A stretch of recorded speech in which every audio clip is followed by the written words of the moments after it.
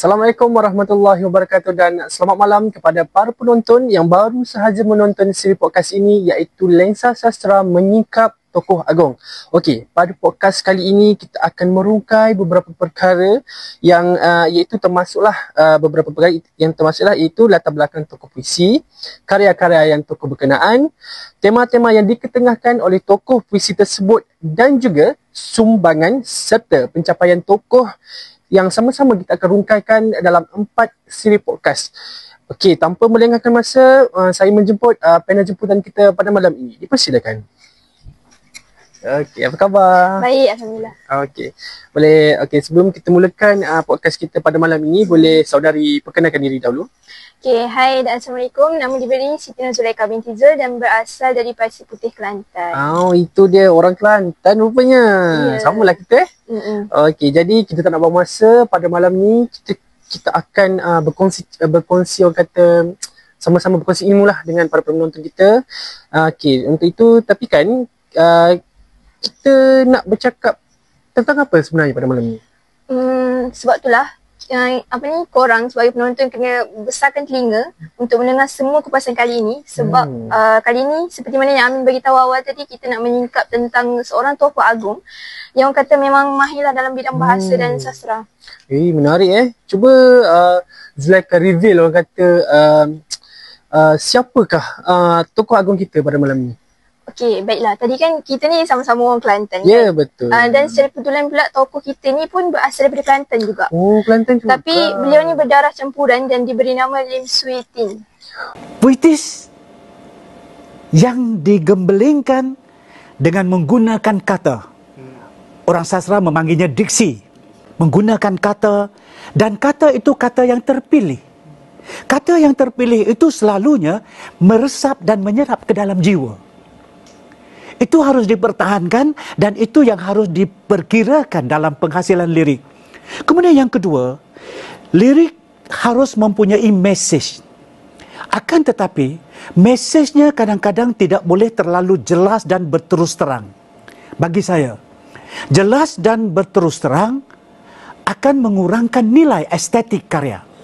Bau ya Tuhan, delima batu ya Tuhan, pucuklah pau ya Tuhan, delima batu ya Tuhan, anak semilang ya Tuhan, ditapak tangan, ditapak tangan. Oh, tapi hebat juga Kenapa berdarah campuran tu, Zulaika? Ialah sebab ayahnya, Lim Swee Poh, ialah suku Hokkien yang berasal daripada Chow An Fujian, China. Manakalanya ibunya pula, iaitu Ku Ehdi, berketurunan Thai yang sudah menetap sejak beberapa generasi di Bachuk, Kelantan. Oh, jadi dia sememangnya membesar dalam kalangan masyarakat Melayu dah kan? Maknanya beliau ni fasih lah berbahasa Melayu. Bukan setakat fasih, tapi beliau juga telah menulis dan mencipta karya, malahan mendapat tempat di majalah dan akhbar.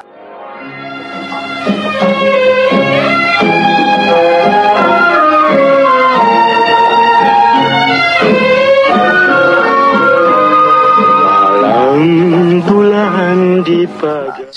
Oh, hebat tokoh kita malam ni para penonton. Okey, boleh tak Zulaika cerita sikit latar belakang pendidikan beliau ni?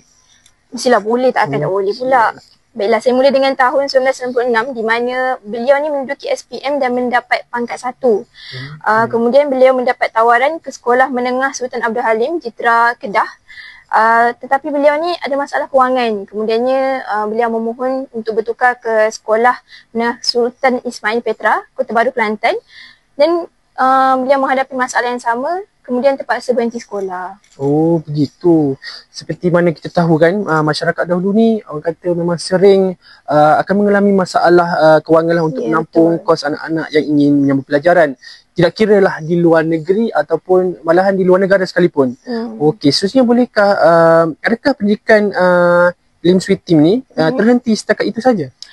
Tidak, Lim Swee Tin ni berjaya menjawat jawatan guru sandaran di Sekolah Kebahasaan di Kampung Pek Macang selama setahun setengah sehingga beliau ditawarkan ke Maktab Perguruan Persekutuan Bukit Gelugur, Pulau Pinang. Mulai tahun 1972. Pada tahun 1988 pula, beliau ni mendapat tawaran melanjutkan pengajiannya di UPM dengan mengambil kursus pengajaran bahasa Malaysia dan mendapat minor kesusastraan Melayu. Oh, maknanya beliau ni berjayalah memperoleh ijazah Bachelor Pendidikan kan? Betul. Pada tahun 1992. Oh, macam tu. Okey, selain itu, boleh tak kalau kami lah, saya dan penonton juga nak tahu sedikit perjalanan bermulanya penghasilan karya Lim Swee Tim ni? Okey, Lim Swee Tim ni mula berjinak-jinak dalam bidang penulisan sejak sekolah rendah lagi dengan belajar mencoret pantun dan syair. Kemudian, karya yang paling awal disempurnakan oleh beliau ialah berjudul Terima Kasih. Itu sewaktu beliau berada di sekolah menengah. Sejak itu, semangat beliau berkobar-kobar dan beliau dilantik sebagai editor Jeneral Persatuan Bahasa Melayu semasa di Maktab Perguruan Persekutuan Pulau Pinang. Hal ini memberi kesempatan kepada beliau untuk menyiarkan beberapa buah sajaknya seperti Seorang Anak Kecil. Oh, jadi itulah sedikit kan latar belakang tokoh yang kita kagumilah, itu Lim Swee Tim ni berkenaan dengan perjalanan beliau dalam bidang bahasa. Okey, kalau kita nak cerita semua memang separuh siri pun orang cakap memang tak cukup lah kan, kerana terlalu panjang dan banyak perjuangan beliau dalam menjadikan bahasa ini dan sastra khasnya menjadi sesuatu yang dipandang tinggi. Okey, akan tapi podcast kita akan habis setakat ini sahaja dan kita akan jumpa pada siri yang seterusnya. Okey, nantikan. Cuma itu sahaja untuk siri kali pertama ini. Kita perlu mencari jalan dan helah bagaimanakah mesej disampaikan melalui kiasan, dan kiasan itu ditafsirkan dengan fikiran dan rasa. Itu akan memberi impak yang mendalam ke dalam jiwa kita. Saya Amin. Dan saya Zulaika. Jumpa pada siri podcast yang akan datang, iaitu Lensa Sastra Menyingkap Tokoh Agung. Assalamualaikum warahmatullahi wabarakatuh dan sampai jumpa. Bye-bye.